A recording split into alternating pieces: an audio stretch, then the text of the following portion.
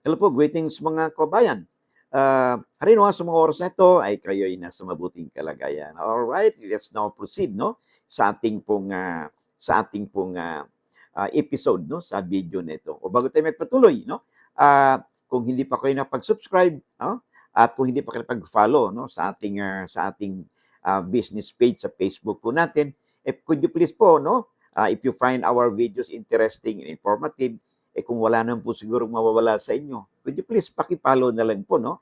And paki-click din po yung share and like po, no? Ganun din po sa ating mga YouTube subscribers, followers po natin, okay?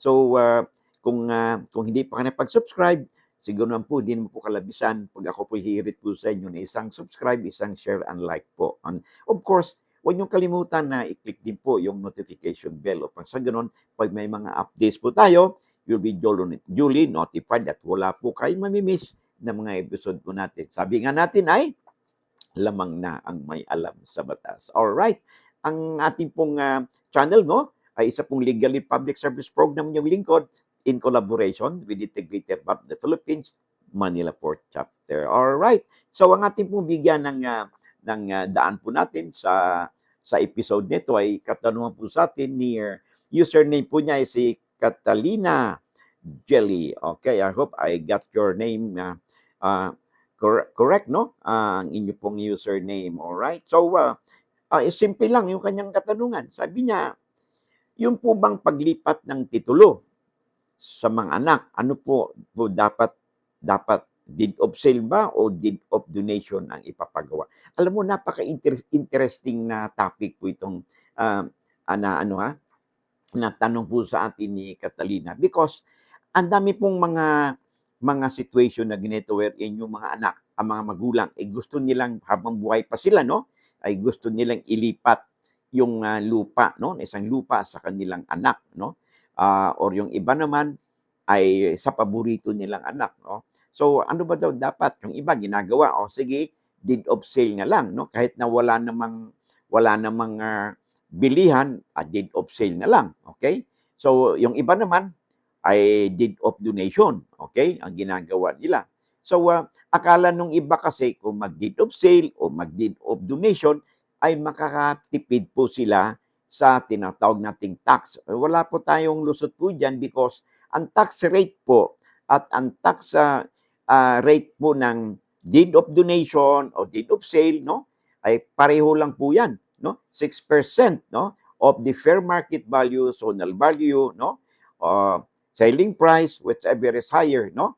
Yun po ang pinagbabasihan ng ating pong capital gains tax, no? Or yung donors tax po. Plus yung documentary stamp tax na 1.5. So, a total of 7.5% po, no? The fair market value, no? Zonal value, no? Doon sa property, yun po binabase, no? Ang tax po, no? So, hindi po tayo makakalusot po dyan. Ang ano lang dyan is, ang issue lang is, alin ba talaga ang appropriate? Okay. Meron po kasing mga pros and cons. Halimbawa, pag nag-execute ka ng donation in favor of your child or your children, okay? Ito po ay meron po kayong tinatawag nating mga exemption, no? May mga exemption po kayo, deductions kung tawagin, no? Kung di ako nagkamali, no? Meron pong 250,000 na deduction po, no? Dito for every year, no? Nagkaroon ka ng donation, okay? But ang nakakaalam po niyan syempre yung ang ating pong mga CPA, no? Sila po ang more or less, no? Lalo na mga tax practitioners, no?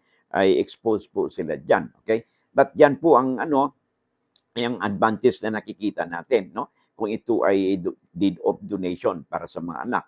Subject po yan sa tinatawag nating deduction, no, or exemptions, no? Okay.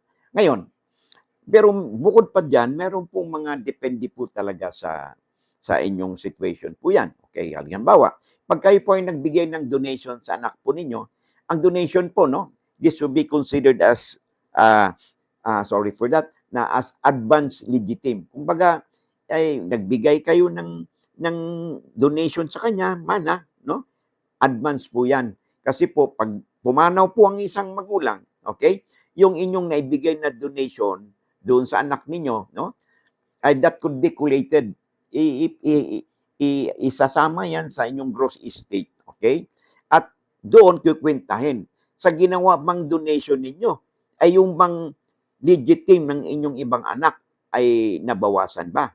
Nakulangan ba? Ay kung nakulangan, aba yung kakulangan po nun ay doon po kukunin doon sa nabigay ninyong property sa pamamagitan ng deed of donation sa isang anak. So dahil po ang prinsipyo ng batas lahat po ng mga anak, mga compulsory heirs ay equal sharing po yan. Okay? Hindi pwede yung sinasabi natin na okay, ano lang ito, para lang ito sa aking paboritong anak o doon sa panganay o sa bunso, no? O doon sa isang anak may kapansanan, hindi po. Ang sabi po ng batas, lahat po ng mga anak pro rata equal sharing po yung kanilang legitim. Okay? So, yan ang ating tatandaan. Second, pag kayo po ay nagbigay kayo ng property sa anak ninyo, ginawa nyo deed of sale. At you happen na yung anak ninyo ay may asawa na. Okay? Ay simple, pero wala naman perang binitiwan. Simulated sale lang, kumbaga. Ano bang ibig sabihin yan? Aba, yung donation yung deed of sale ninyo, ang implication po dyan, yung lupang iyan ay na pinagbili ninyo by kunwari, pero ayan ay maging pag-aari ng hindi lang ng anak ninyo. Pag may-ari po yan ng mag-asawa. So dito nga po nagkakaroon ng problema minsan, nagkaroon ng deed of sale, no? Ang ginamit, tapos yung anak niya ay siyempre may asawa at sa kasamang palad yung anak po niya ay naunang pumanaw. Ang natira po siyempre yung surviving spouse, no? Lalo na yung lalaki. Okay? Siyempre maging bahagi po ng kanilang conjugal property or community property po yung nabiling lupa. So ngayon po ang sama ng magulang ng loob ng magulang minsan yung kanilang manugang ay nag-asawa. And then uli andin nakatira dun sa bahay na supposedly ipinamigay niya, no, pinagkaloob niya dun sa kanyang anak na pumanaw na. Siyempre po masakit po doon sa isang magulang, di ba? Another situation din po.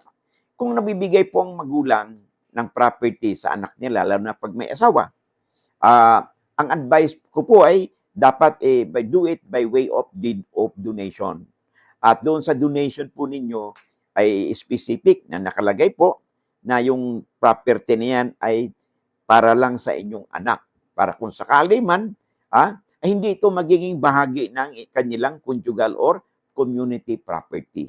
Okay? At kung sakali mang pumanaw si anak ninyo, na kung would, siyempre mapupunta ito sa kanilang anak. No? At hindi ito mapupunta doon sa bahagi ng kanilang community property. Of course, no? Meron ding magiging mana ang surviving spouse o yung byudo halimbawa, no? Kasi yung byudo tulad ng kanyang mga anak, no? Ay mga ituturing di mga compulsory heirs yung pumanaw.